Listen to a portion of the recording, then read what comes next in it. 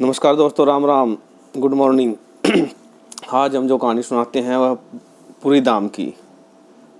जो मान्यता यह है कि भगवान विष्णु जब अपने चारों धामों पर जाते थे और यात्रा करते थे, सबसे पहले वह हिमालय की ऊंची चोटियों पर बद्रीनाथ धाम जाते थे। धाम जाते थे और वहाँ पर वह स्नान करते थे। इसके बाद वो भगवान विष्णु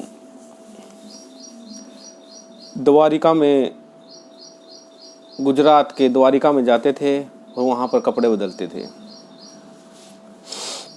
इसके बाद भगवान विष्णु उड़ीसा में जगन्नाथपुरी धाम जाते थे और वहाँ पर वह भोजन करते थे, जिसकी आज हम कहानी सुनाएंगे। मैं जिसकी कहानी सुनाऊंगा। उसके बाद वह दक्षिण में रामेश्वर जाते थे, जहाँ पर वह विश्राम करते थे।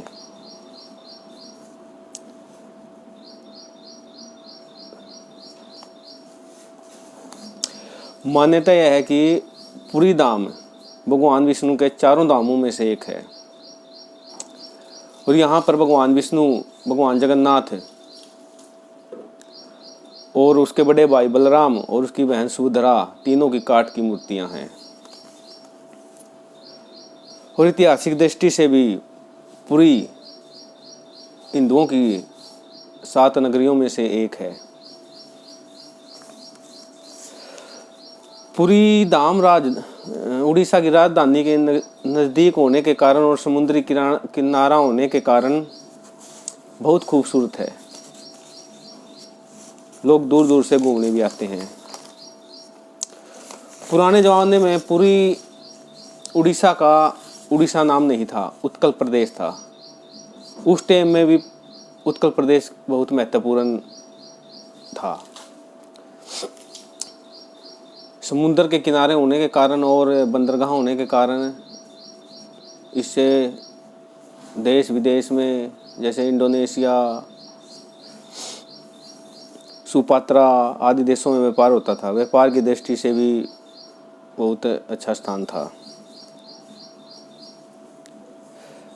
इस उत्कल प्रदेश के और भी कई नामों से जाना जाता है। धर्म क्षेत्र, श्री क्षेत्र, सत्यम क्षेत्र भी कहा जाता है।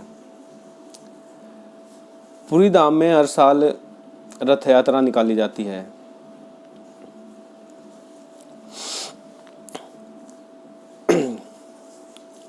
यह जुलाई या अगस्त में निकाली जाती है और जो रथ यात्रा निकाली जाती है इसमें लाखों की संख्या में भक्त होते हैं।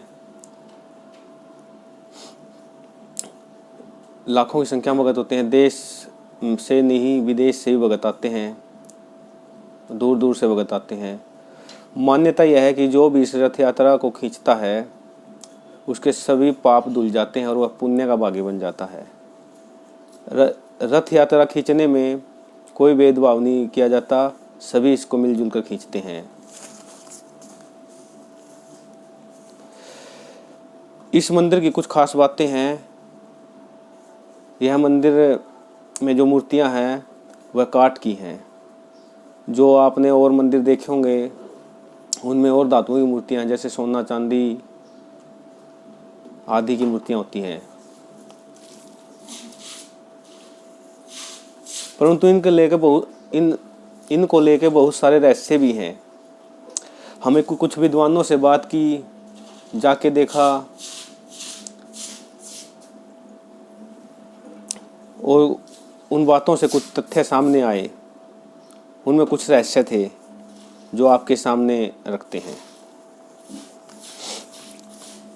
एक मान्यता यह है कि भगवान श्री कृष्ण ने जब देह त्याग किया, भगवान श्री कृष्ण की मृत्यु हुई, जब उसका अंतिम संस्कार किया गया, उसका पूरा शरीर पंचतत्वों में विलीन हो गया। मतलब एक चीज़ जिंदा रही, उसका दिल अंतिम संस्कार के बाद भी उसका दिल, 5 तत्वों में विलीन होने के बाद भी उसका दिल एक जिंदे आदमी की तरह धड़कता था।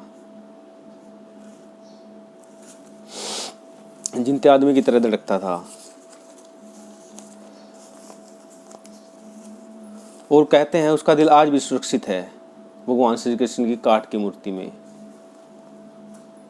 और वह आज भी धड़कता है।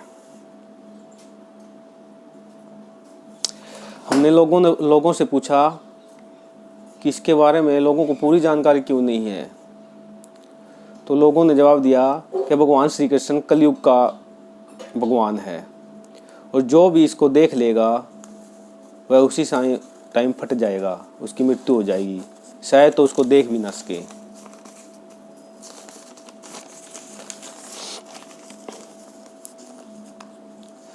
हर 12 साल में,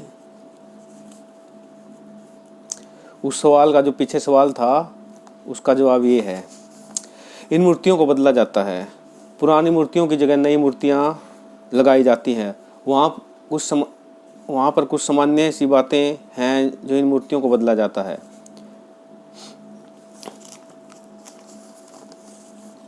जब इन मूर्तियों को बदला जाता है, पूरी शहर को ब्लैकआउट कर दिया जाता है और 21 कोटी CRPF को दे दी जाती है और पूरे शहर की लाइट काट दी जाती है। CRPF 21 कोटी अपने हवाले ले लेती है और जो मंदिर के अंदर होता है वह मंदिर के अंदर ही रहता है, और जो मंदिर के बाहर होता है वह मंदिर के बाहर ही होता है, गुप्त अंधेरा होता है। वहाँ सिर्फ उसी पुजारी को जाने दिया जाता है जिसको ये मूर्तियाँ बदलनी होती हैं। उसके बाद मंदिर के कोई अंदर नहीं जा सकता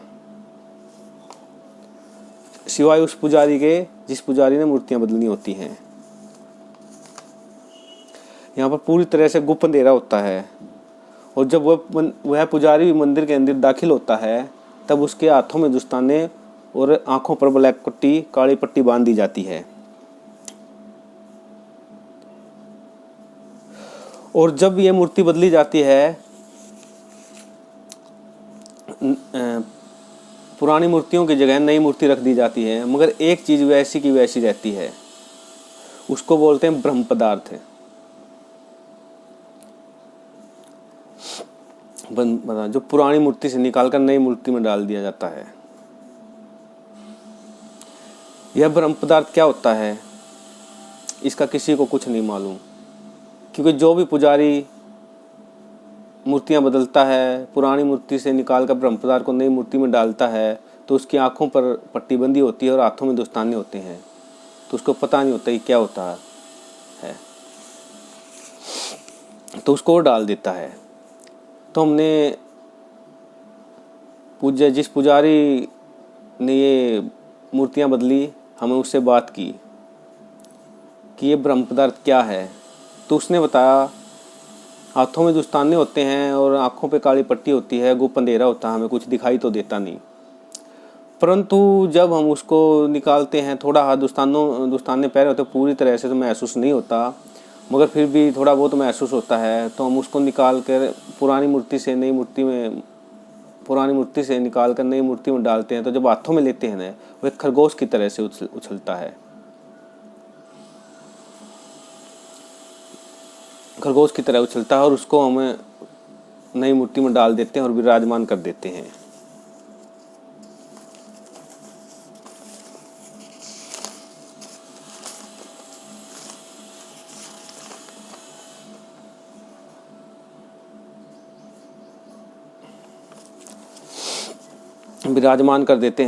परंतु एक मान्यता यह है भी कि जो भी इस ब्रह्म पदार्थ को देख लेगा उसकी मृत्यु निश्चित है, इसलिए भी हिंदू मान्यता के अनुसार उस ब्रह्म पदार्थ को देखा नहीं जाता।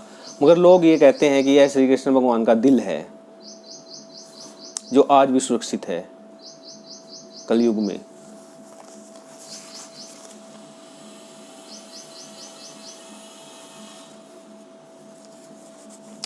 हर 12 साल बाद ये मूर्तियां बदल दी जाती हैं।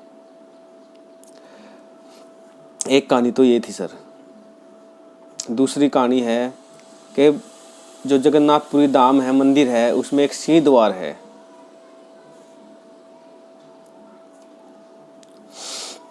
सिंह द्वार है, समुद्र का किनारा है। जो भी मतलब मंदिर को घूमने आता है तो वहाँ समुद्र की आवाज़ सुनाई देती है, तेज आवाज़ चलती हैं, बहुत शोर सुनाई देता है। जब भी हम मंदिर के सिंह द्वार के अंदर प्रवेश करते हैं, मंदिर के अंदर आ जाते हैं, तो वहाँ पर कोई ध्वनि, कोई समुद्र की आवाज़, कोई हवा का शोर कुछ नहीं सुनाई देता। यह भी एक आज तक का रहस्य है। धन्यवाद दोस्तों। हमारी कहानी कैसी लगी आप कमेंट करके ज़रूर बताएं। हमारी पहली कहानी है, कोई गलती हो तो क्षमा चाहते हैं। धन्यवाद।